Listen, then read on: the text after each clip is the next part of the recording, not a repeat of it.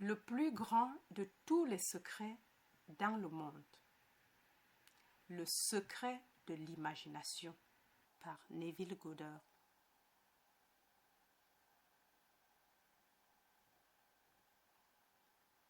Traduction et narration par Julie Descamps.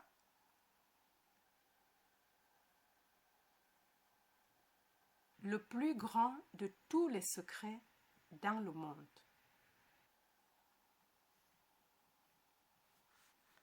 Dans presque tous les cas, le monde qui nous entoure est différent de ce que nous pensons. Pourquoi alors devrions-nous être aussi incrédules? La vie nous appelle à croire non pas moins, mais plus. Le secret de l'imagination est le plus grand de tous les problèmes, à la solution duquel chacun devrait aspirer, car le pouvoir suprême, la sagesse suprême, le plaisir suprême réside dans la solution de ce mystère.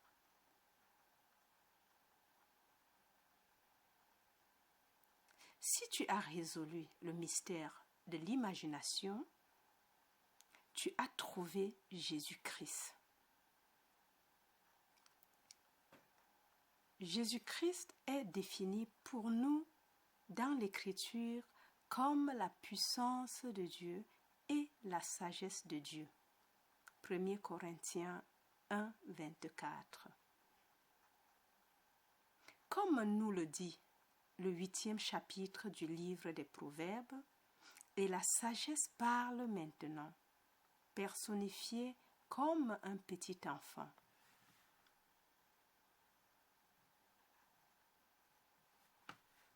Quand il a posé les fondations du monde, j'étais à ses côtés comme un petit enfant.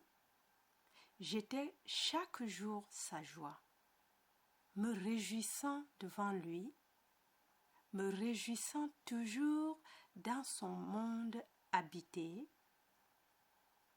me réjouissant des affaires des hommes. Celui qui me trouve la vie. Celui à qui je manque se blesse. Tous ceux qui me haïssent aiment la mort. Proverbe 8, 29, 31, 35 et 36. Alors, trouve cet enfant qui est le symbole de Jésus-Christ, qui est la puissance créatrice et la sagesse de Dieu. Crois en moi quand je te dis que ce Jésus-Christ de l'Écriture est ta propre merveilleuse imagination humaine. C'est par lui que toutes choses ont été faites, et sans lui, rien de ce qui a été fait n'a été fait. Jean 1, verset 3. Il est dans le monde, et le monde a été fait par lui, et le monde ne le connaît pas.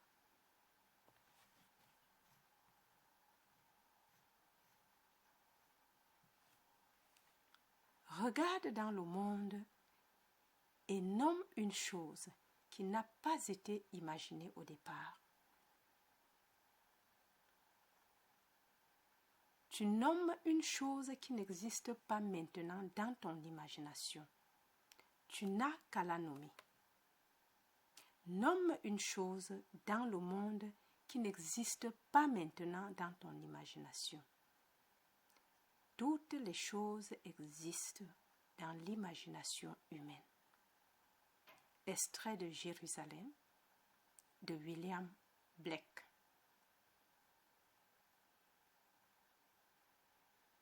Dieu est homme et il existe en nous et nous en lui.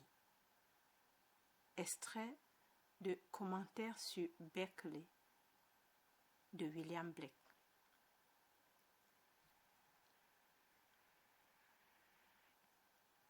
La demeure éternelle de l'homme est l'imagination, et c'est Dieu lui-même. Essaye de la réfuter.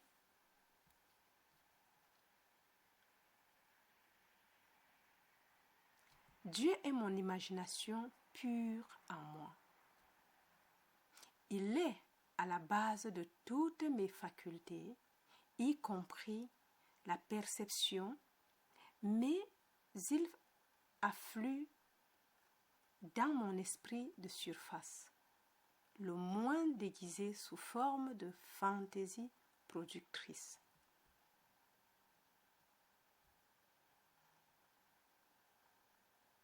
Je reprends cette phrase.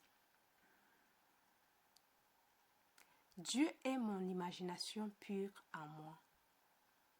Il est à la base de toutes mes facultés, y compris la perception, mais il afflue dans mon esprit de surface, le moins déguisé sous forme de fantaisie productive.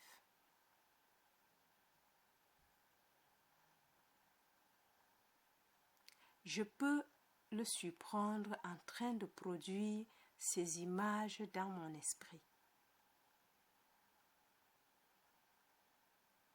Essaye-le comme tu es assis ici. Essaye de penser à quelque chose. Essaye de l'attraper dans l'acte de produire réellement dans ton propre esprit toutes ces images. Car toute chose existe dans l'imagination humaine. Mais comment puis-je en distinguer un et l'habiller pour qu'il devienne en fait objectif?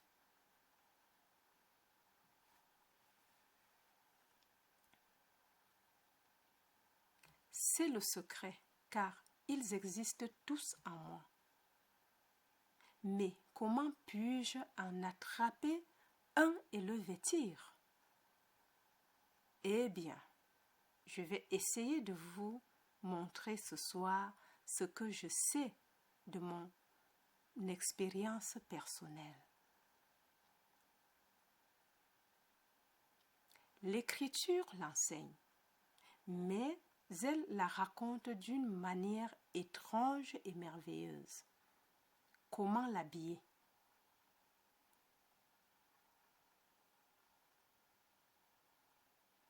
Tu vois cette pièce dans laquelle nous sommes maintenant? Elle est plus réelle maintenant que ta propre maison ne l'est pour toi. Et pourtant, tu connais ta maison plus intimement que tu ne connaisses cette pièce.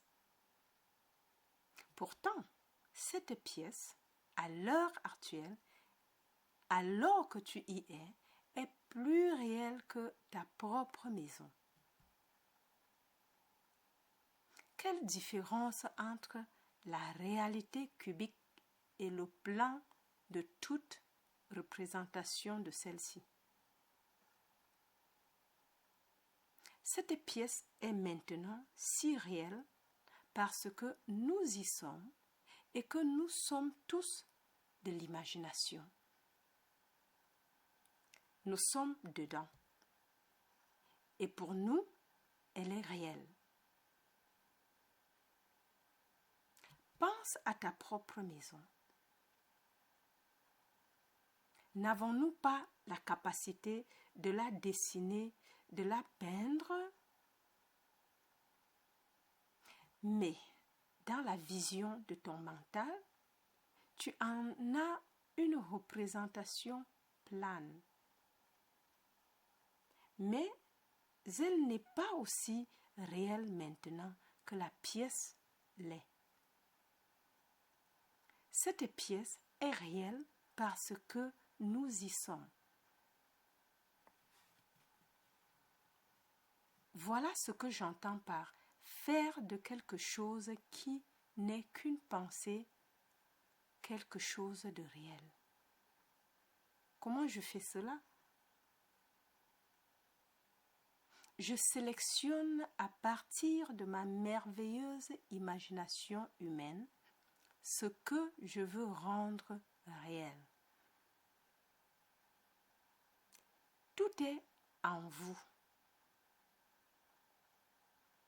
Alors, je dois y entrer comme je suis entré dans cette pièce. Si le spectateur entrait dans l'une de ces images de son imagination,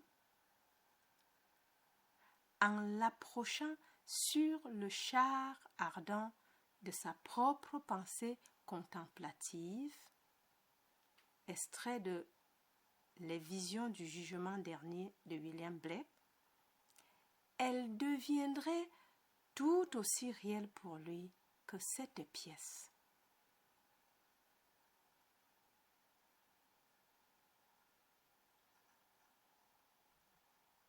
Tu peux te demander, qu'est-ce que cela me ferait? Est-ce que cela deviendra réel dans un avenir proche? Je sais par expérience qu'il en sera ainsi. Tu peux t'asseoir ici et entrer dans un état. Il ne prend peut-être pas tout à fait la réalité de cette pièce, mais il le fera si tu persistes.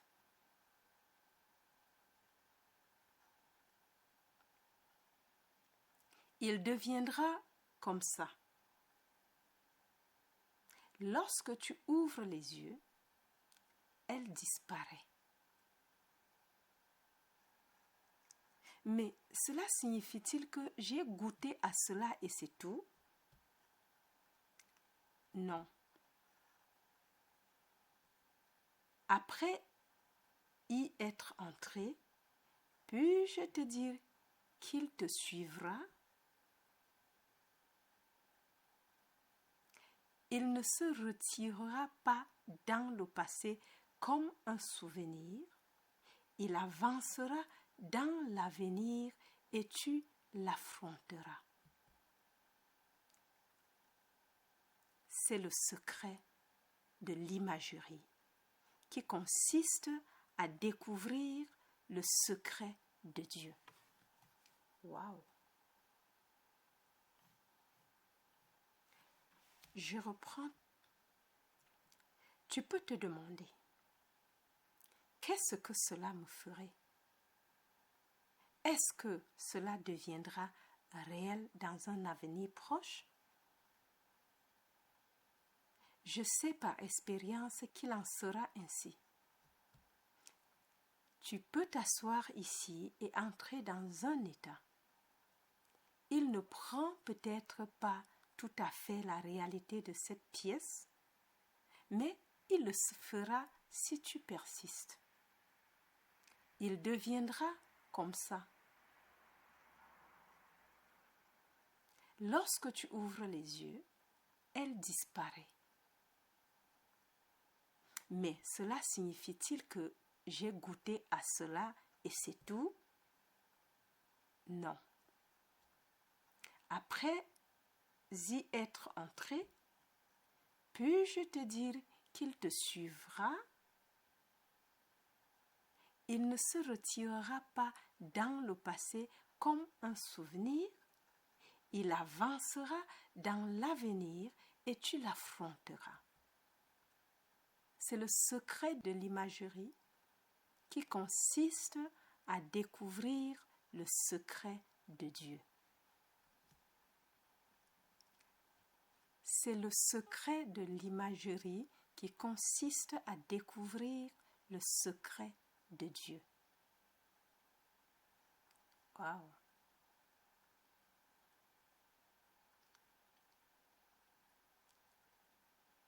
Tu es un être immortel. Tu ne peux pas mourir parce que tu n'es qu'imagination. L'homme est tout en imagination et Dieu est vraiment l'homme. Et il existe en nous et nous en lui. Et ce corps immortel de l'homme est l'imagination humaine et c'est Jésus-Christ lui-même, le corps éternel de l'homme, et il ne peut pas mourir. Tu ne peux pas mourir. Le corps, oui, cela s'effacera. Mais je ne suis pas le vêtement que je porte. Je suis le porteur du vêtement et le porteur de ce vêtement n'est que de l'imagination. C'est l'histoire qu'enseigne la Bible.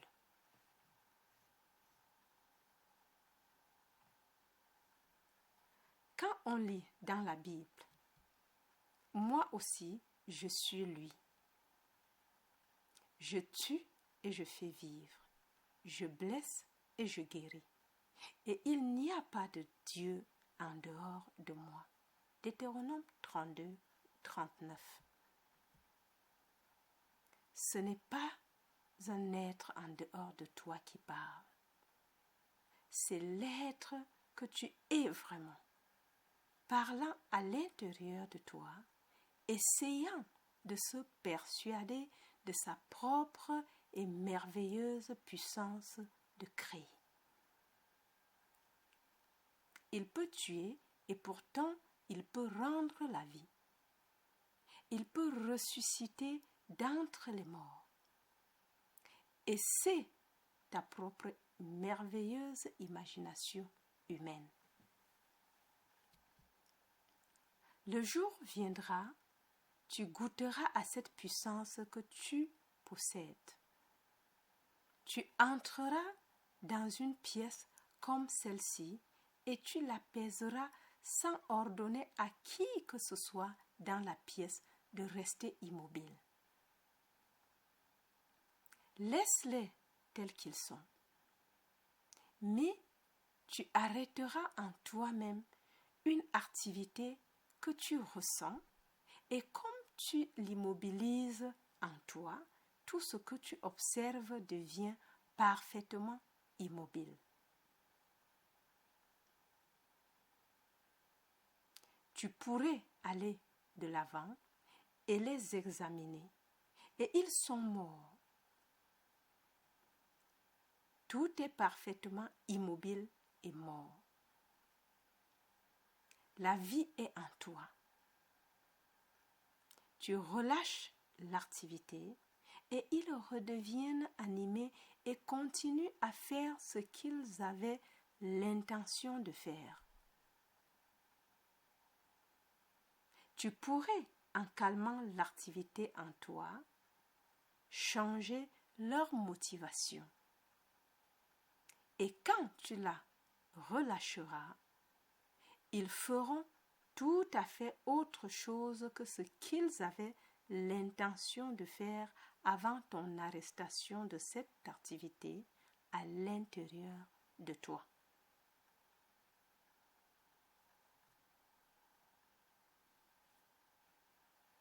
Comme le Père a la vie en lui-même, il l'a accordé au Fils d'avoir aussi la vie en lui-même.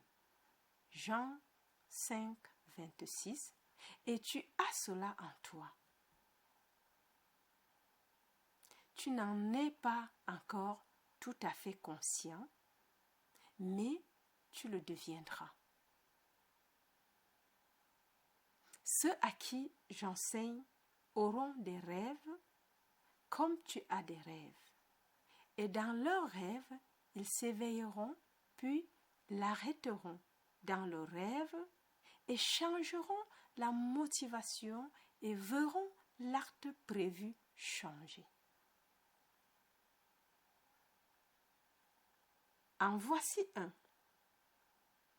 Une amie s'est rendue compte qu'elle rêvait et voici un homme qui avait l'intention de lui faire du mal. Il est sorti de sa voiture et s'est approché d'elle et elle a eu peur. Et sa peur l'a réveillée, mais au lieu de se réveiller sur le lit, elle s'est réveillée dans le rêve. Puis, elle a réalisé, c'est ce qu'il enseigne. Maintenant, je vais simplement l'arrêter. Elle ne s'est pas disputée avec lui, elle a arrêté à l'intérieur d'elle-même l'activité qui l'animait. Et elle lui a dit, tu es fatigué, tu as besoin d'une bonne tasse de café chaud et ensuite d'un bon sommeil. Et puis, elle lui a dit exactement ce dont il avait besoin et a libéré l'activité qui était à l'intérieur d'elle.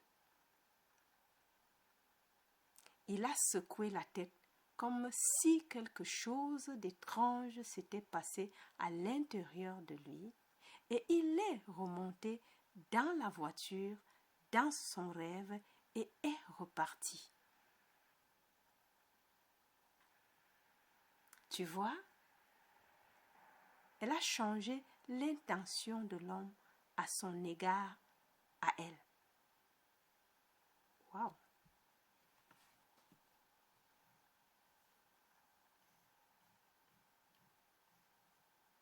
Cela peut sembler impossible au monde. Au moment où j'ai commencé cette conférence, presque tout dans ce monde est si complètement différent de ce qui paraît être. Et je te le dis d'après ma propre expérience.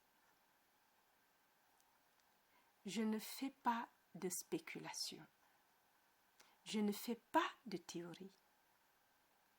Le pouvoir dont je parle est un pouvoir en toi. Ce pouvoir n'est pas quelque chose de l'extérieur. C'est ta propre merveilleuse imagination humaine et tu apprendras à le contrôler. Ton imagination anime le monde dans lequel tu vis. Tu changes ton imagination et tu changes le monde. Encore. Cela peut sembler impossible au monde.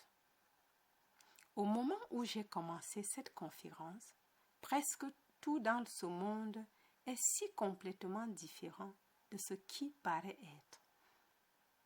Et je te le dis d'après ma propre expérience. Je ne fais pas de spéculation.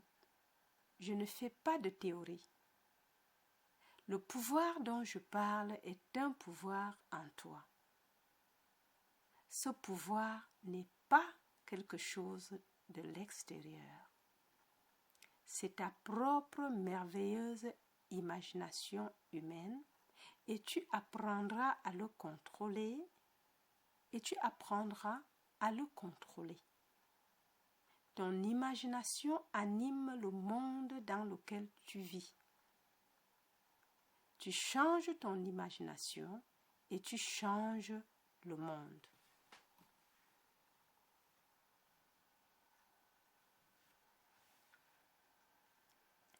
Tenter de changer les circonstances avant que je ne change ma propre activité imaginaire, cela revient à lutter contre la nature même de mon propre être, car ma propre activité imaginaire anime mon monde.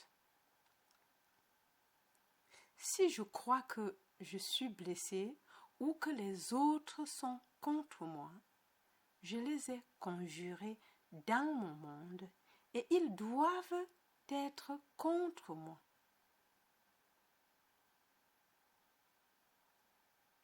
Si je crois fermement que tous travaillent à l'accomplissement de mon bien, ils doivent travailler à l'accomplissement de mon bien. Je ne leur demande pas. Je ne les oblige pas. Je le fais simplement en moi-même et le vaste monde entier existe en moi. Par conséquent, c'est moi-même expulsé à l'extérieur. Il est objectivé. Je n'ai pas besoin de changer les affaires, je ne fais que les changer en moi. Et puis, tout le monde, que je le connaisse ou non de nom, cela n'a pas vraiment d'importance. C'est moi qui suis expulsé à l'extérieur. Encore. Tenter de changer les circonstances avant que je ne change ma propre activité imaginaire, cela revient à lutter contre la nature même de mon propre être, car ma propre activité imaginaire anime mon monde.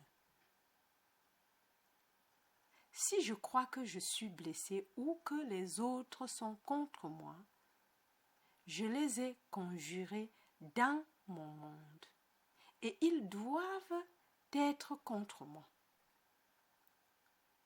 Si je crois fermement que tous travaillent à l'accomplissement de mon bien, ils doivent travailler à l'accomplissement de mon bien. Je ne leur demande pas. Je ne les oblige pas. Je le fais simplement en moi-même et le vaste monde entier existe en moi.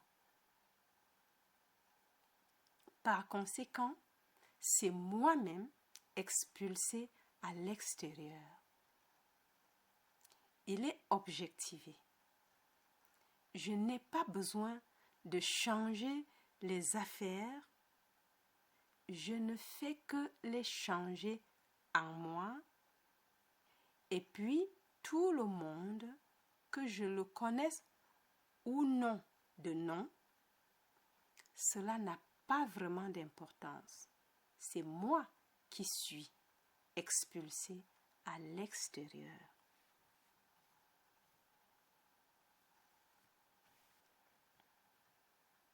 Je ne pourrais pas te dire quels sont les atomes de mon corps, mais c'est mon corps. Je ne pourrais pas te dire si tu enlevais la main que c'est ma main que je regarde. Pas plus que je ne pourrais te dire ton nom ou quoi que ce soit d'autre sur toi. Pourtant, tu es moi-même repoussé dehors.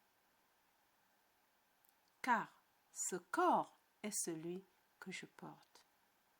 Et donc, comme le corps obéit à mon esprit, toi, mon corps, poussé dehors, tu obéiras aussi à mon esprit. Tout ce que j'ai à faire est de me préoccuper de ce que je veux en ce monde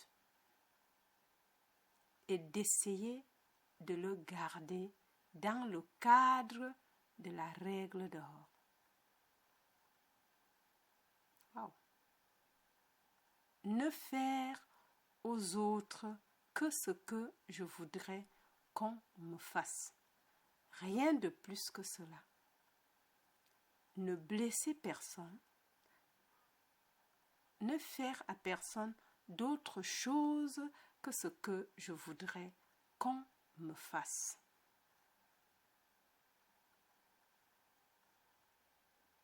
Si tu veux que toutes les belles choses soient faites, ne fait que ce qui est beau. Et fais tout cela dans ta merveilleuse imagination humaine.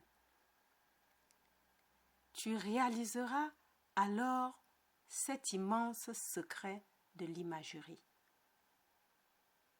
C'est le plus grand de tous les secrets, à la solution de laquelle chacun dans le monde devrait aspirer, parce que le Christ est la réponse.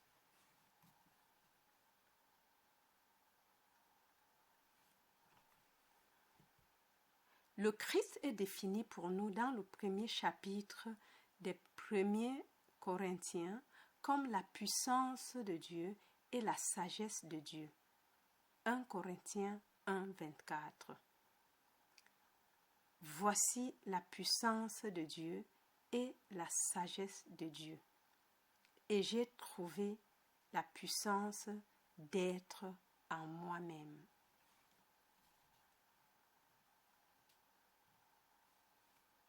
Tu veux dire que le Christ est en moi? N'est-ce pas ce que nous enseigne l'Écriture? Ne sais-tu pas que Jésus-Christ est en toi? Ne sais-tu pas que Jésus-Christ est en toi, à moins, bien sûr, que tu ne réussisses pas le test? 2 Corinthiens 13, 5. Eh bien, teste-le. Comment le tester?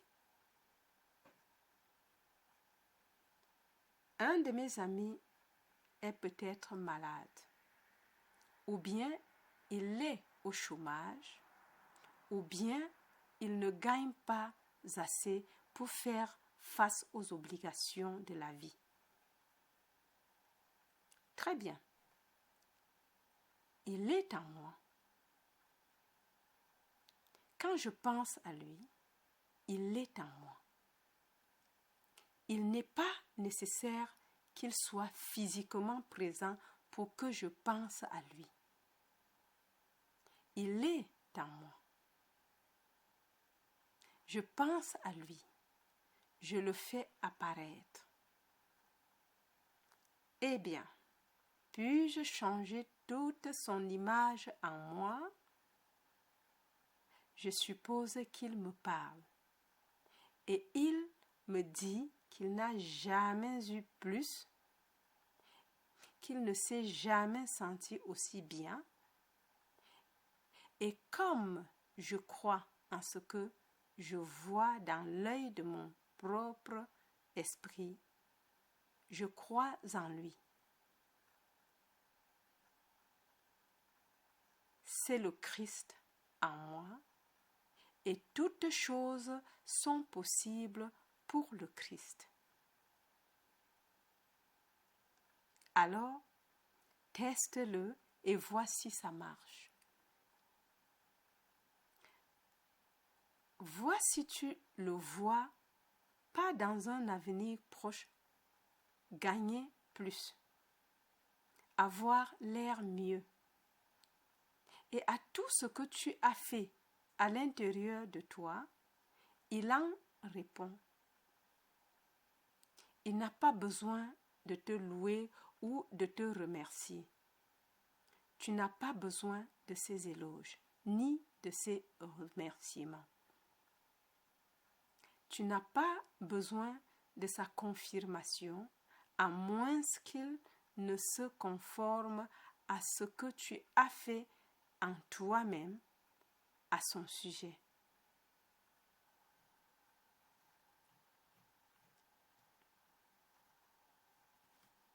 Tu ne demandes à personne de te remercier. Ne remercie rien. Tu exerces simplement la puissance de Dieu en toi. Et la puissance de Dieu et la sagesse de Dieu, c'est Jésus-Christ. 1 Corinthiens 1, 24. Et il n'y a rien d'autre dans le monde que Dieu. C'est tout Dieu en toi qui est poussé vers l'extérieur. Et Dieu est ta propre merveilleuse imagination humaine. Il ne peut pas être plus proche. Dieu n'est jamais trop éloigné, tout comme il ne peut être proche, car la proximité implique la séparation. Il n'est pas séparé.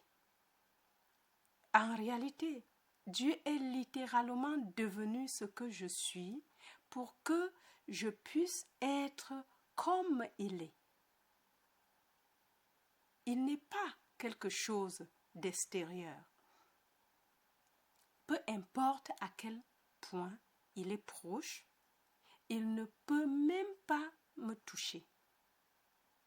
Il est véritablement devenu moi, avec toutes mes faiblesses, toutes mes limites, et maintenant j'essaye de lutter en moi-même pour découvrir qui je suis, et c'est son nom.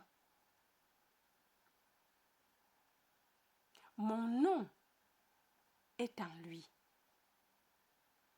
Quel est ton nom? Va et dis que je suis t'a envoyé. C'est ça ton nom? Oui, c'est mon nom pour toujours et à jamais.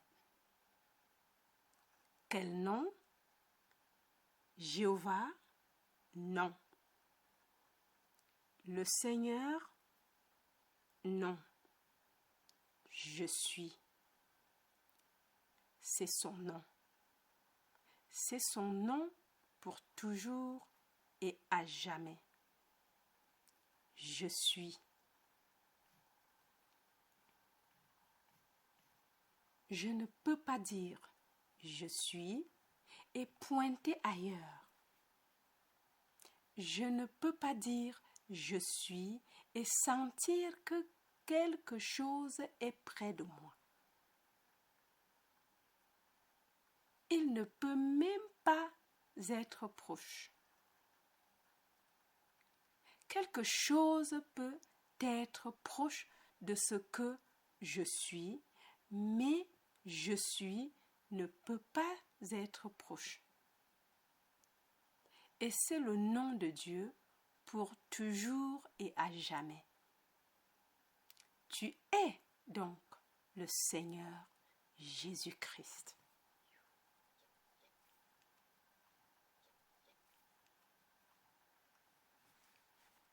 Maintenant, un modèle nous est donné dans l'Écriture par lequel tu sauras que tu es. Et je te promets, d'après mon expérience personnelle, que tu l'auras. C'est une histoire vraie. L'histoire la plus vraie jamais racontée est l'histoire du Seigneur Jésus-Christ. Quand il a dit « Je suis le Père », puis-je te dire que s'il est un Père, il a un fils, n'est-ce pas? Ou du moins, il a un enfant. Mais, je te le dis, c'est un fils. Il a dit, quand tu me vois, tu vois le Père. Mais si je te regarde et que je te dis, eh bien, tu es le Père, montre-moi ton fils.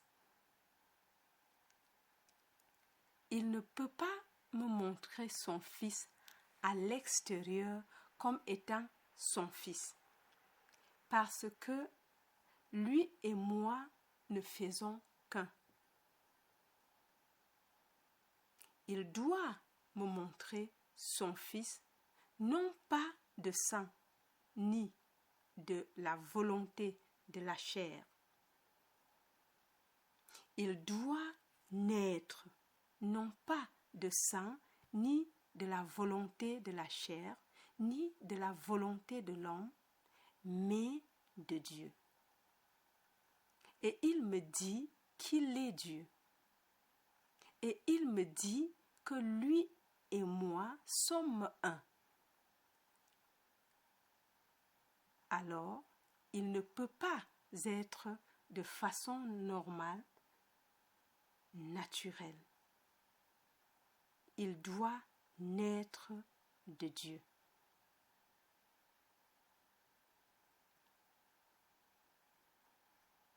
Alors, qui est ton fils?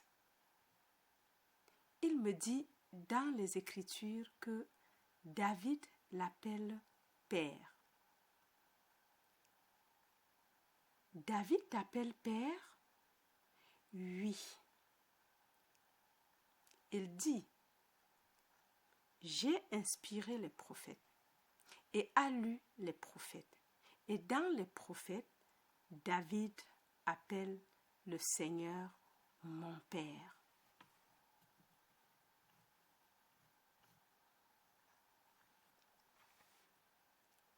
Tu veux dire que David est mon fils? Oui, c'est mon fils. Mais je ne le connais pas, diras-tu. Mais je te dirai, d'après mon expérience personnelle, que tu le connaîtras parce que je le connais. David m'a appelé mon Père. David m'a appelé mon Seigneur. David m'a appelé le rocher de son salut. Tout ce qui est dit dans l'Écriture concernant ce qu'il a dit de l'Éternel, il l'a dit de moi. Et ainsi, je me suis tenu debout, et voici David. Et j'ai su, sans aucun doute, que voici mon fils, et mon fils est David, pas un David, le seul et unique David de la renommée biblique. Et comme il m'a appelé Père, la mémoire est revenue.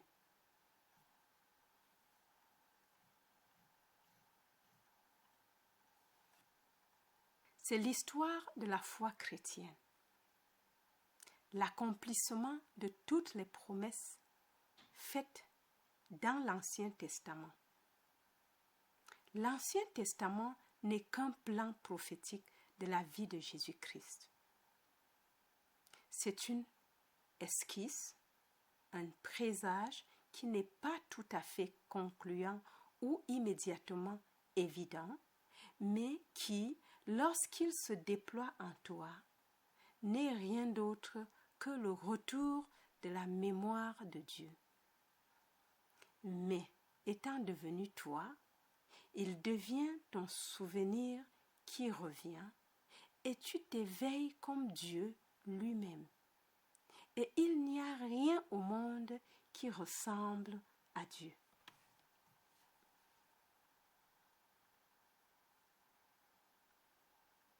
Tu te demandes maintenant quoi?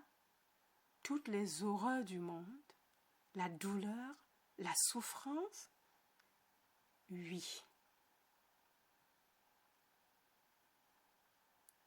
Il faut tous les fours pour te préparer à recevoir le don qu'il te fait, et ce don, c'est lui-même. Dieu est en fait devenu toi. Il s'est donné à toi pour que tu sois Dieu. Et Dieu en toi est ta propre merveilleuse imagination humaine. Voilà ce qu'est Dieu.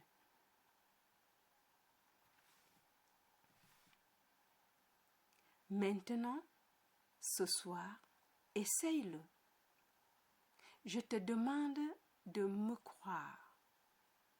Mais que tu me crois ou non, essaye quand même. Prends un de tes amis et amène-le devant l'œil de ton mental. Puis parle-lui en partant du principe que ton désir pour lui ne va pas se réaliser, mais il est déjà réalisé. Et après l'avoir fait, crois que toutes choses sont possibles au Seigneur Jésus-Christ. Et tu viens de voir Jésus-Christ en action, car tu as vu la puissance créatrice de Dieu en action, et c'est Jésus-Christ. C'est ta propre merveilleuse imagination humaine. Et maintenant, crois en la réalité de ce que tu viens de faire. Crois que cette appropriation subjective de ton espoir objectif pour un ami est un fait. C'est vraiment prier. Et toutes choses sont possibles pour Dieu. Allez à l'intérieur de lui et appropriez-le juste complètement et vois le tout se dérouler dans ton propre vaste monde merveilleux.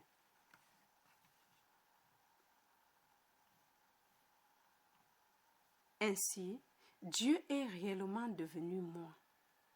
Puis il se déploie à l'intérieur de moi. Eh bien, comme il se déploie à l'intérieur de moi, c'est seulement le souvenir de Dieu qu'il a abandonné pour devenir moi. Il a dû abandonner complètement tout ce qui était Dieu pour devenir ce petit témoin qu'on appelle un homme appelé Neville. Donc, quand sa mémoire revient et qu'il est devenu moi, c'est ma mémoire qui revient. Il m'a en réalité donné lui-même comme il t'a donné lui-même. Et le jour viendra où il se déploiera à l'intérieur de toi, ta mémoire reviendra parce que c'est la mémoire de Dieu qui revient. Il se vide complètement pour devenir toi.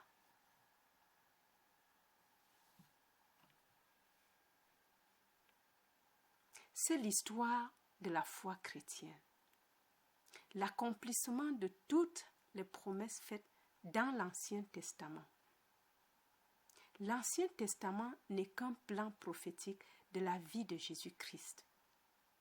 C'est une esquisse, un présage qui n'est pas tout à fait concluant ou immédiatement évident, mais qui, lorsque se déploie en toi, n'est rien d'autre que le retour de la mémoire de Dieu. Mais étant devenu toi, il devient ton souvenir qui revient et tu t'éveilles comme Dieu lui-même. Et il n'y a rien au monde qui ressemble à Dieu.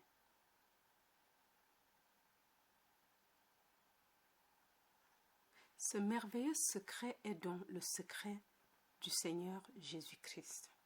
Si tu te tournes vers l'intérieur et que tu te tournes vers un autre, tu ne connais pas le Seigneur Jésus-Christ.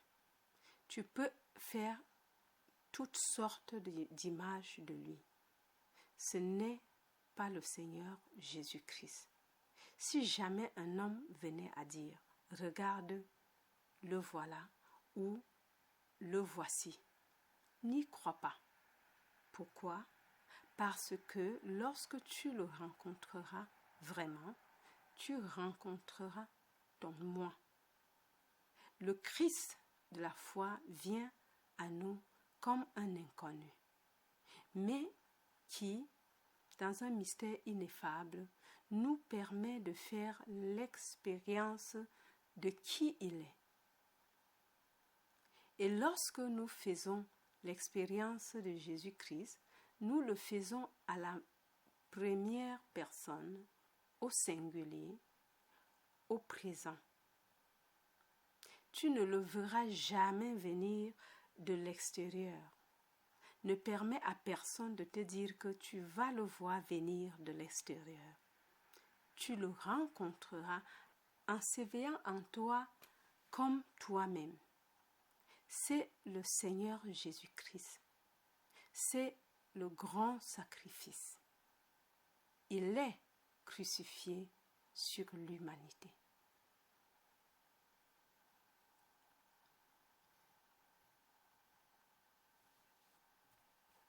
Toute forme humaine est la croix qu'il porte.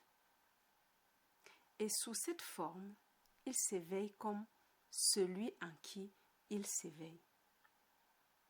Il s'éveille comme cet être, et cet être est le Seigneur Jésus-Christ.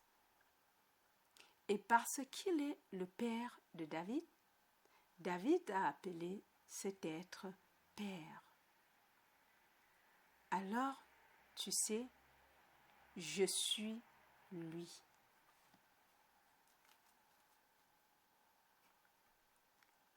Oh, je peux te dire de maintenant jusqu'à la fin des temps, et je ne pourrai pas te persuader de le croire.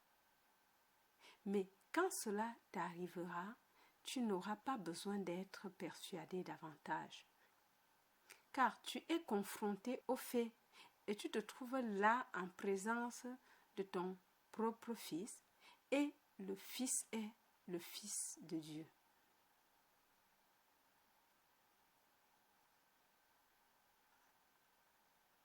Je parlerai du décret de l'Éternel, dit David. Il m'a dit, tu es mon fils, aujourd'hui je t'ai engendré. Psaume 2, 7. Ce sont les paroles de David dans le 2e psaume. Je raconterai le décret de l'Éternel.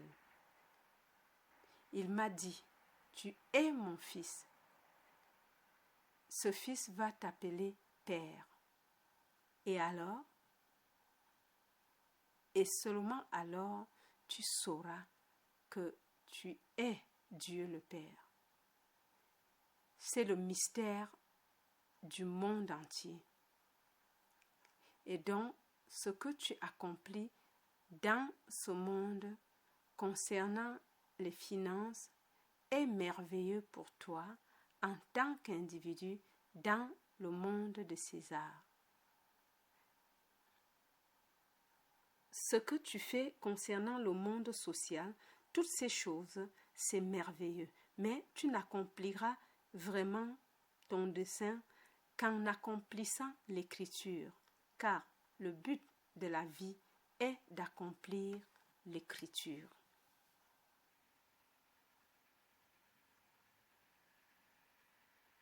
J'ai accompli le travail que tu m'as donné à faire. Quel travail! Tout ce que les prophètes ont dit de moi, et à commencer par Moïse, les prophètes et les psaumes. Il leur interpréta dans toutes les Écritures ce qui le concernait. Puis il dit, il faut que l'Écriture s'accomplisse en vous. Le but de la vie est d'accomplir l'Écriture, la prophétie de Dieu à l'homme, car il a donné lui-même à l'homme, ou promis de donner lui-même à l'homme. Et il m'a promis un fils. Le fils qu'il a promis était son fils. Et en me donnant son fils, il m'a donné lui-même, car son fils m'appelle Père. Et c'est là tout le mystère de la vie. Il n'y a rien d'autre que Dieu. Un seul être qui qui s'étend pour toujours et pour toujours et pour toujours, car chacun de lui-même.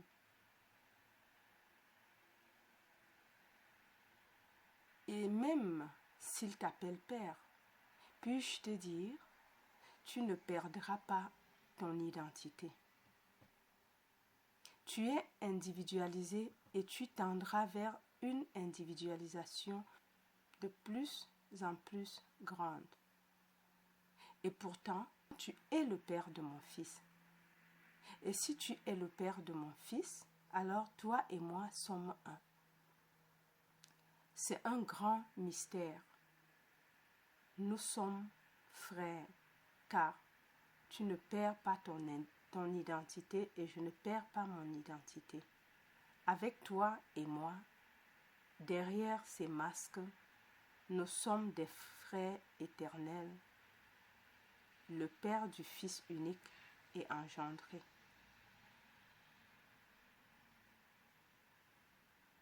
Eh bien, si tu es le Père de mon Fils et que ma propre femme est le Père de mon Fils, alors la relation sur terre des hommes ou d'ami à ami et femme à mari est au-dessus de ce niveau. Et nous sommes des frères éternels, tous formant le Père unique. Alors ce soir, tu me prends au sérieux. Et quand tu rentres chez toi ou que tu commences ici, tu mets en pratique ce plus grand de tous les secrets, le secret de l'imagination. Il n'y a pas de plus grand secret dans le monde. Chaque enfant né d'une femme est vivant parce qu'il a été imaginé. Et l'imagerie, c'est Dieu en action. C'est l'âme de l'homme qui imagine. Et c'est la puissance de Dieu. Et la puissance de Dieu, c'est le Christ. Et c'est la sagesse de Dieu. Et la sagesse de Dieu, c'est le Christ. Encore. Alors ce soir, tu me prends au sérieux. Et quand tu rentres chez toi ou que tu commences ici, tu mets en pratique ce plus grand de tous les secrets, le secret de l'imagination. Il n'y a pas de plus grand secret dans le monde. Quand chaque enfant né d'une femme est vivant parce qu'il a été imaginé. Et l'imagerie,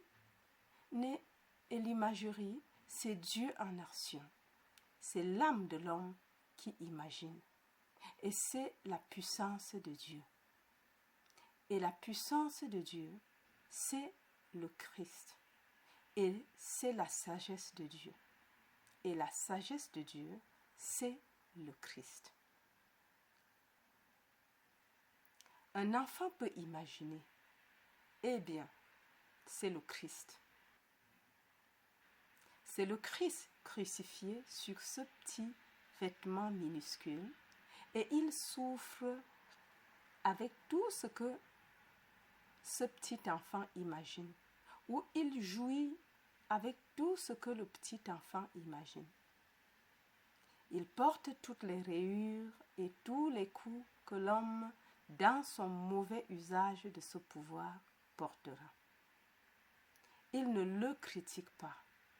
Il m'attend avec autant d'indifférence et de rapidité quand la volonté qui est en moi est mauvaise que quand elle est bonne. De cette façon, il porte toutes mes rayures.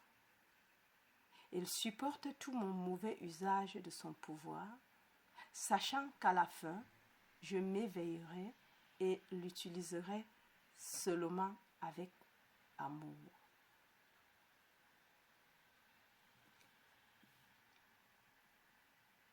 Lorsque je me réveillerai complètement du rêve de ma vie, je n'utiliserai cette puissance créatrice de Dieu qu'avec amour. Mais en attendant, alors que j'essaye de m'éveiller à l'utilisation de ce pouvoir, j'en fais un mauvais usage.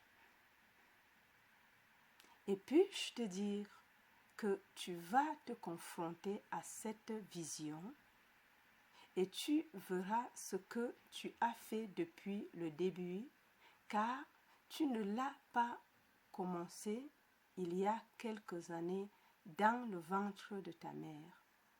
Tu as été au travers des siècles. Une nuit, j'ai vu ici cette créature monstrueuse couverte de cheveux. Elle ressemblait à un gorille et les cheveux étaient tout marron foncé de la tête aux pieds. C'était un monstre. Et là, la plus glorieuse des créatures célestes, une femelle. Et c'était un monstre mâle. Et il a crié à cette créature céleste, « Mère, mère !» Je savais que cela ne pouvait pas être cette créature radieuse et céleste, et je l'ai donc frappé. Et quand je l'ai frappé, il a jubilé. Il a aimé la violence. Et je l'ai frappé. Et elle a jubilé d'autant plus. Elle pouvait parler sur un ton familier, en appelant cet être céleste mère. Et cela m'a ennuyé. Puis soudain, j'ai su de l'intérieur, c'est ma propre création. Et celles-ci aussi, elles ne sont que la manifestation de mes deux utilisations différentes du pouvoir créatif que je suis.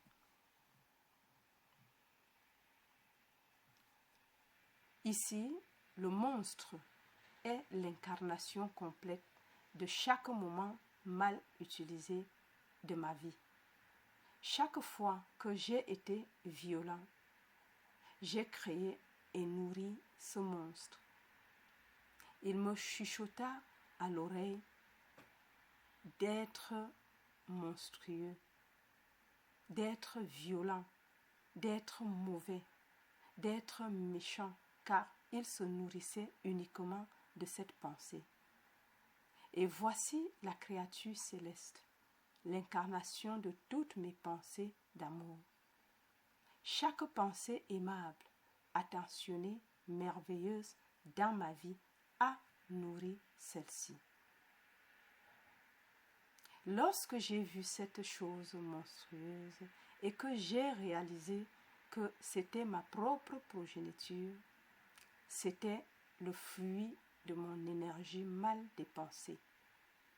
Je me suis engagée.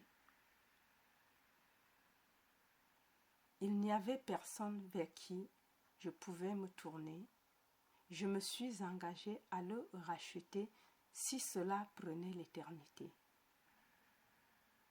Il n'est pas né d'un pouvoir autre que celui que j'ai utilisé à mauvais escient.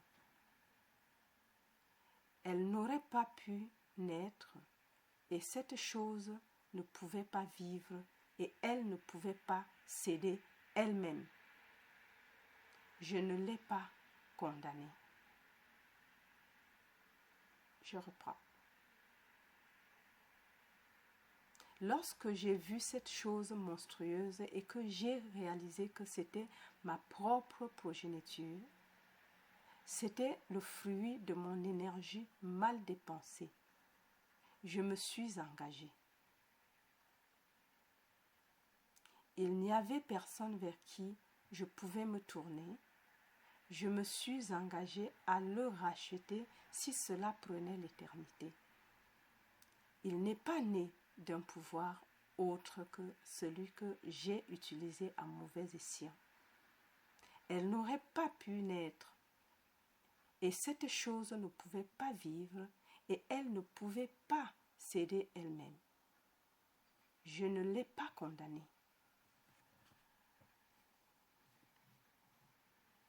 À ce moment, j'ai ressenti une compassion dépassant les rêves les plus fous de quiconque pour cette chose monstrueuse que j'avais créée. Et quand je me suis promis de la racheter si cela me prenait l'éternité, à ce moment précis, l'ensemble est devenu de plus en plus petit. Mais il n'a pas gaspillé l'énergie qu'il incarnait. Mais il n'a pas gaspillé l'énergie qu'il incarnait et qui m'est revenue. J'ai commencé à ressentir une puissance que, jusqu'à ce moment, je ne l'avais jamais ressentie auparavant. Et celle-ci a commencé à grandir. La beauté qu'elle incarnait et personnifiait brillait alors que l'énergie revenait de celle-ci, du monstre, vers moi, et tout s'est dissous sous mes yeux. Ainsi, rien n'est perdu dans toute ma montagne sacrée. Je n'ai pas perdu cette énergie que j'avais égarée. Elle m'est revenue, qui était incarnée dans ce monstre. Et à travers les siècles, c'est elle qui m'a murmuré à l'oreille des choses monstrueuses à faire, car elle ne pouvait que se nourrir de la violence. Il ne pouvait se nourrir que du mal. Puis, j'ai compris ce que cela signifiait, que je mangeais de l'arbre de la connaissance du bien et du mal. Ainsi, il s'est nourri du mal et elle s'est nourrie du bien. Et alors, le mal qui n'était que l'énergie mal dépensée me revint, et alors tout me revint. Et alors, j'ai brisé le sort et je me suis réveillée dans ce monde.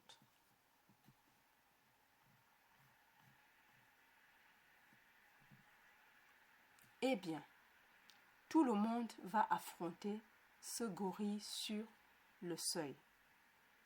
Tout le monde le tient, invisible, aux yeux des mortels, et il te chuchote à l'oreille pour divertir les pensées malveillantes du monde. Et chacune de tes réactions malveillantes, il s'en nourrit. Et chacune de tes pensées qui sont gentilles, merveilleuses et aimantes, elle s'en nourrit. Et le jour viendra où tu seras assez fort pour faire face à cela. Et puis je te dire qu'il te faudra un instant pour le dissoudre. Tu ne te nourris pas de cela. Tout ce dont tu as besoin, c'est d'un noyau d'intégrité en toi. Lorsque tu t'engages et personne d'autre, tu ne jures pas sur ta mère, tu ne jures pas sur un ami, tu ne jures pas sur la Bible. Tu t'engages à la racheter. Au moment où tu t'engages et en toi, tu sais que tu le penses, tout se dissout. Ce n'est pas du tout le moment de se dissoudre.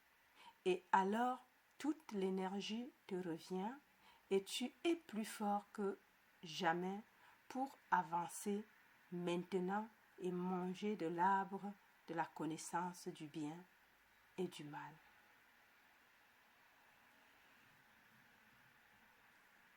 Et si tu avances et que tu en fais encore un mauvais usage, tu commences à construire une autre forme et un jour, tu la dissoudras à nouveau.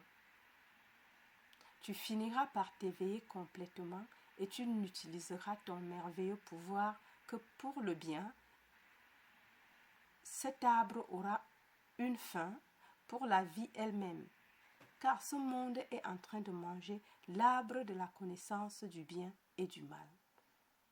Le jour viendra où tu mangeras de l'arbre de vie qui porte le fruit de la vérité et de l'erreur. L'erreur s'incarnera ici et un jour tu affronteras l'erreur et l'erreur se dissoudra sous l'œil de ton mental alors que la vérité commencera à briller devant toi car tu es en train de manger. Alors de l'arbre de vie comme tu as formellement mangé de l'arbre de la connaissance du bien et du mal. Et le combat du bien et du mal produit ce monstre et le combat de la vérité et de l'erreur produit une forme d'être entièrement différente, plus glorieuse que celle du bien et plus horrible que celle-ci. L'erreur se dissout tout aussi rapidement lorsque tu affrontes l'erreur. Encore. Et si tu avances et que tu en fais encore un mauvais usage, tu commences à construire une autre forme et un jour tu la dissoudras à nouveau. Tu finiras par t'éveiller complètement et tu n'utiliseras ton merveilleux pouvoir que pour le bien. Cet arbre aura une fin pour la vie elle-même. Car ce monde est en train de manger l'arbre de la connaissance du bien et du mal.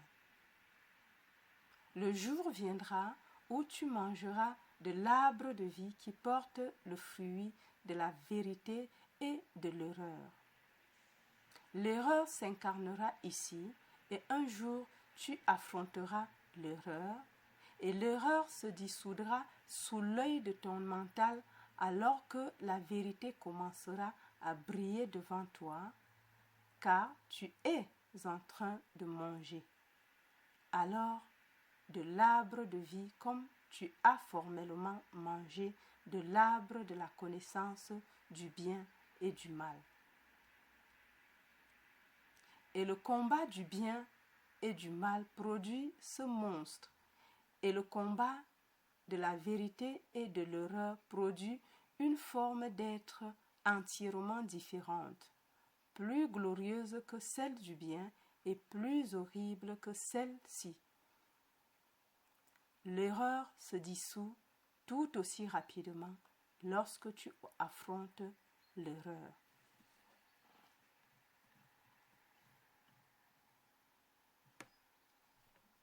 Ainsi, si aujourd'hui ton enseignement n'est pas vrai et que tu vis selon cet enseignement, tu construis quelque chose de tout aussi monstrueux.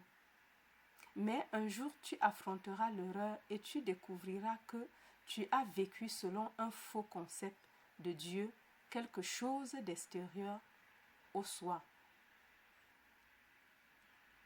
que tu adorais autrefois une petite figure en or faite d'or et d'argent. Elle avait des yeux mais ne pouvait pas voir. Elle avait des oreilles mais ne pouvait pas entendre.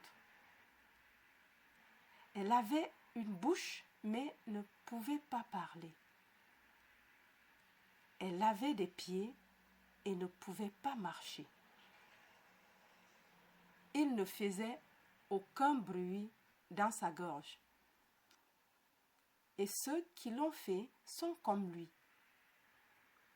Et ceux qui lui ont fait confiance lui ressemblent aussi.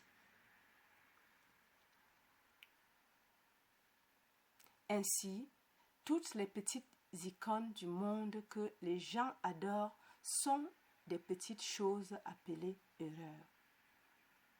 Et un jour, tu découvriras le vrai Dieu. Et quand tu auras découvert le vrai Dieu, tu découvriras qu'il est tout aussi merveilleux dans ton propre être que dans ta propre imagination humaine. Tu marcheras dans la conscience d'être Dieu. Tu ne te vantes pas de cela.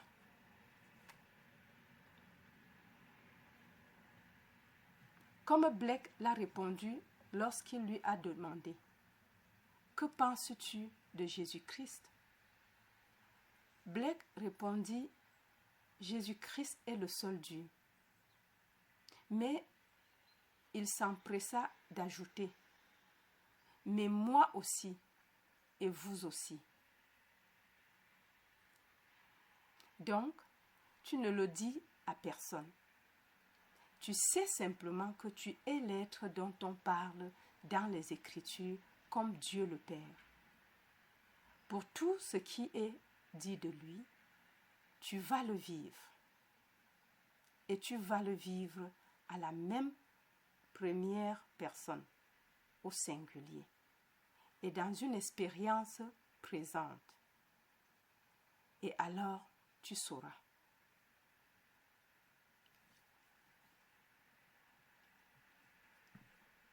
Aujourd'hui, c'est la 11e année depuis que cela m'est arrivé, ici même, dans cette ville, juste en face de l'hôtel, avec l'étoile au sommet du toit. Le Sir Francis Drake, le 20 juillet 1959. C'est à ce moment-là que j'ai ressenti dans ma tête, à 4 heures du matin, la vibration la plus intense et je me suis dit, c'est une hémorragie cérébrale. Et voilà. Je ne savais rien de la forme humaine et je pensais que je ne pouvais pas survivre à ce que je ressentais. Ce doit donc être ce qu'on appelle une hémorragie cérébrale massive. Mais au lieu de quitter ce monde, je me suis réveillée pour me retrouver dans mon propre crâne. Et je savais que j'étais complètement ensevelie dans mon propre crâne. J'étais complètement réveillée, comme je ne l'avais jamais été auparavant. Et me voilà scellée. Le crâne est scellé et je suis dedans. Le crâne n'est pas une petite chose comme ça, indiquant la tête. Il est de la taille d'un énorme grand sépulcre et je savais que c'était mon crâne. Je sais aussi intuitivement que je pourrais en sortir en poussant la base de mon crâne. Lorsque je l'ai poussé, une pierre a roulé et j'ai vu la petite ouverture et j'ai passé ma tête à travers et j'ai poussé. Et je suis sortie, pouce par pouce, comme un enfant qui naît du ventre de sa mère. Mais au lieu de naître d'en bas, de chair et de sang, je suis née d'en haut, du crâne du Golgotha, où le Christ a été enterré. Mais ce n'était pas une autre sortie. Je suis en train de sortir. Il n'y en a pas eu d'autre. Je n'avais pas de compagnon dans ce crâne. J'étais moi-même là et j'en suis sortie.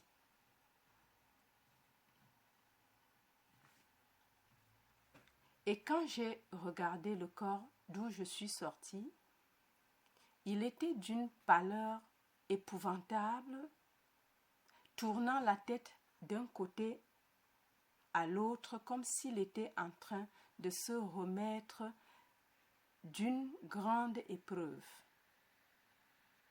Je me suis levée et je l'ai regardé, et soudain, j'ai entendu ce vent étrange, cet étrange vent surnaturel que j'avais entendu dans le tombeau, dans ma tête. Eh bien, maintenant, il semblait être divisé et venir du coin de la pièce. Alors que je regardais pour voir si cela venait vraiment de ce côté et que je me retournais 3 ou 4 secondes plus tard, le corps avait été enlevé. Il n'y a pas de corps, mais à sa place étaient assis mes 3 frères aînés. Mon aîné était assis à la place de la tête, mon deuxième à la place du pied droit et le troisième à la place du pied gauche. Et ils ont ressenti ce même vent surnaturel. Ils ne pouvaient pas me voir. Je ne les voyais pas seulement, je pouvais lire leurs pensées comme je pouvais lire les miennes. Leurs pensées étaient toutes objectives pour moi. Tout était objectif. Ils ne pouvaient pas avoir une émotion qui n'était pas objective. Ils ne pouvaient pas avoir une pensée qui n'était pas objective. Et pourtant, j'ai entendu leur voix. Et puis mon frère Laurence est descendu du lit et s'est mis en route dans la même direction que celle dans laquelle je pensais était à l'origine de ce vent particulier. Alors qu'il faisait 1 ou 2 pas, il a dit « Pourquoi ? C'est le bébé de Neville. C'est la cause de ce vent étrange et surnaturel. » Mon frère Victor et mon frère Cécile ont dit « Comment Neville peut-il avoir un bébé ?» Il n'a pas argumenté sur ce point. Il a soulevé du sol un petit enfant enveloppé dans les langes, l'a apporté et l'a placé sur le lit, et j'ai pris cet enfant dans mes bras, et comme je regardais son visage et lui disais « Comment vas-tu, ma chérie ?» Ce petit visage céleste s'est brisé en un sourire des plus glorieux, puis toute la scène s'est dissoute. Il y a la résurrection des morts, suivie de la naissance d'en haut. Nous sommes donc nés d'en haut, comme nous le dit le livre de Pierre. Nous sommes nés de nouveau par la résurrection de Jésus-Christ d'entre les morts. 1 Pierre 1:3. Il n'y a qu'un seul être ressuscité, l'être qui est descendu dans l'homme, et c'est Jésus-Christ. Il est descendu dans l'homme, la puissance de Dieu et la sagesse de Dieu. Et il s'est uni à l'homme. Et quand ils sont devenus un et ont accompli la destinée de cet être, lui seul se réveille maintenant comme toi, et ainsi tu te réveilles comme le Seigneur Jésus-Christ sans perte d'identité. Encore. Il y a eu la résurrection des morts, suivie de la naissance d'en haut. Nous sommes donc nés d'en haut, comme nous le dit le livre de Pierre. Nous sommes nés de nouveau par la résurrection de Jésus-Christ d'entre les morts. 1 Pierre 1:3. Il n'y a qu'un seul être ressuscité, l'être qui est descendu dans l'homme. Et c'est Jésus-Christ. Il est descendu dans l'homme, la puissance de Dieu et la sagesse de Dieu, et il s'est uni à l'homme. Et quand ils sont devenus un et ont accompli la destinée de cet être, lui seul se réveille maintenant comme toi. Et ainsi, tu te réveilles comme le Seigneur Jésus-Christ sans perte d'identité.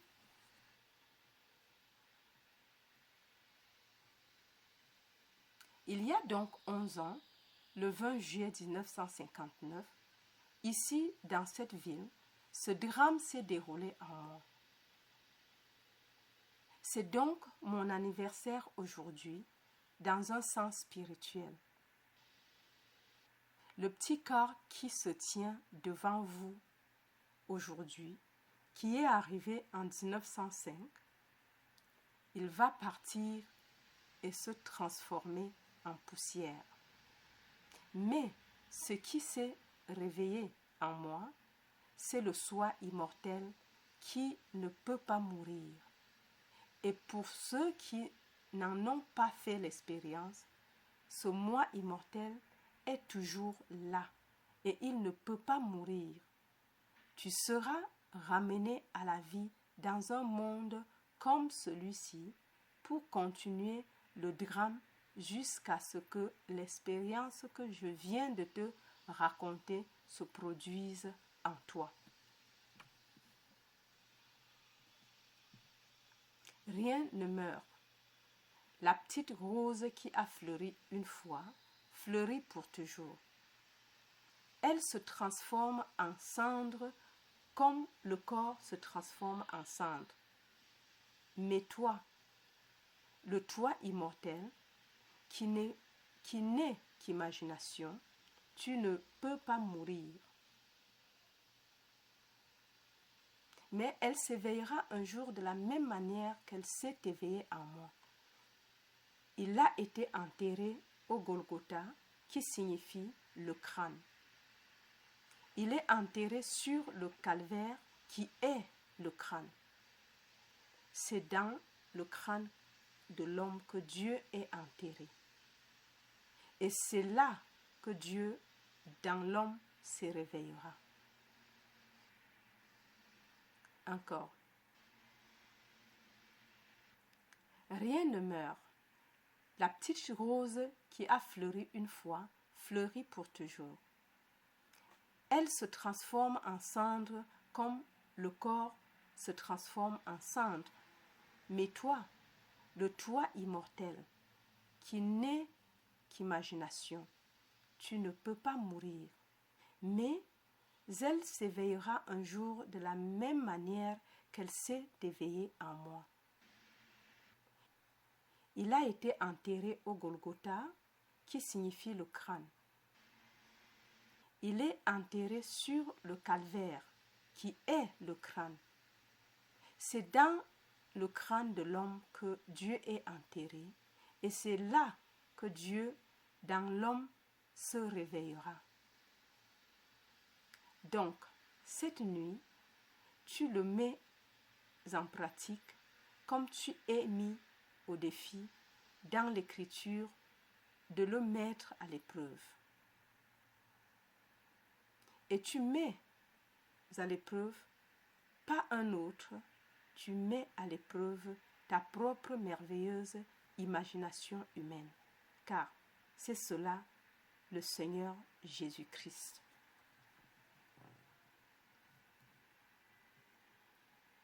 L'histoire la plus vraie jamais racontée est l'histoire de Jésus-Christ. Que le monde s'élève dans l'opposition et dise qu'il n'y a pas de Seigneur, comme Blake l'a si bien mis en évidence dans son poème Jérusalem. Babel se moque en disant qu'il n'y a pas de Dieu ou de Fils de Dieu. Que toi, ô imagination humaine, ô corps divin du Seigneur Jésus-Christ. Tu es une illusion. Mais je te connais, ô Seigneur, quand tu te lèves sur mes yeux fatigués, même dans ce donjon et ce moulin de fer. Car toi aussi, tu souffres avec moi, même si je ne te vois pas. Et la voix divine répond, ne crains pas, l'eau, je suis toujours avec toi. Ne crois qu'en moi, que j'ai le pouvoir de sortir de la mort ton frère qui dort à Albion. Tu ne pourras pas t'échapper de ta propre imagination. Tu ne peux pas y échapper parce que c'est ton propre être. C'est la réalité. Mais elle souffre avec toi. Il est le Seigneur Jésus-Christ en toi. Maintenant, teste-le ce soir. Teste-le pour le bien. Veux-tu un meilleur emploi quand ils disent qu'ils laissent les gens sortir? Oublie ce que disent les journaux. Oublie ce que disent les journaux. Tout est possible pour le Seigneur Jésus-Christ. Matthieu 19, 26. Si tu n'as pas assez d'argent, oublie ce que dit le papier. Tu supposes que tu l'as. Toutes choses sont possibles pour Dieu. Il ne fixe aucune limite au pouvoir de croire. Peux-tu le croire? Eh bien, essaye d'y croire. Essaye de croire. Tout d'abord en Dieu. Eh bien, Dieu est ta propre imagination. Eh bien, crois en lui, que tout ce que tu peux imaginer est possible.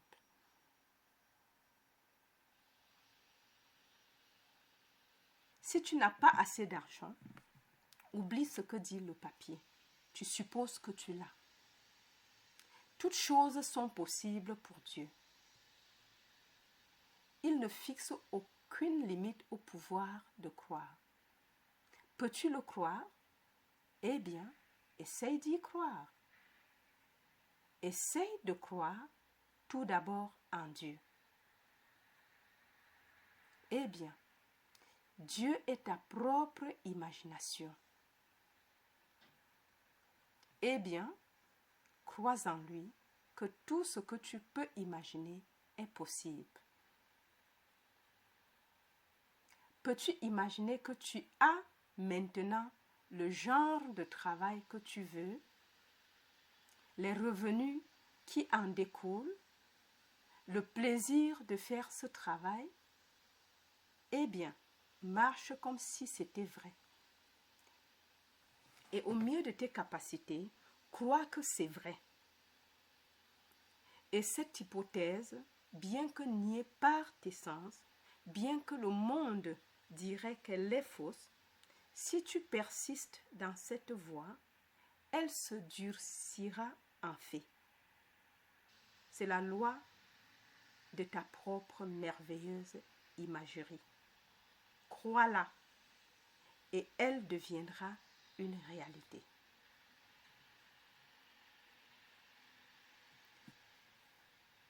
Maintenant, entrons dans le silence.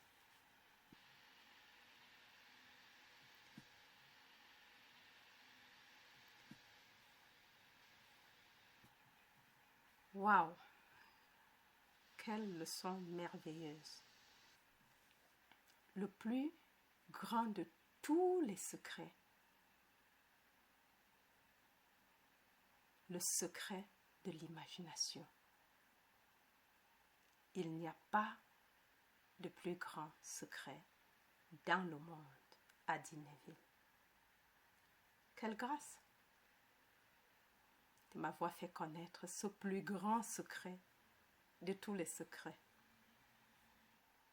Waouh, je suis bluffée par ça. Alors, nous sommes à la fin. Je ne sais pas ce que je vais dire, mais c'est tellement émerveillé. Je suis emportée par le message. Si ça t'a plu, n'oublie pas de liker les vidéos, thumbs up, le petit doigt soulevé et surtout, abonne-toi si tu ne l'es pas encore.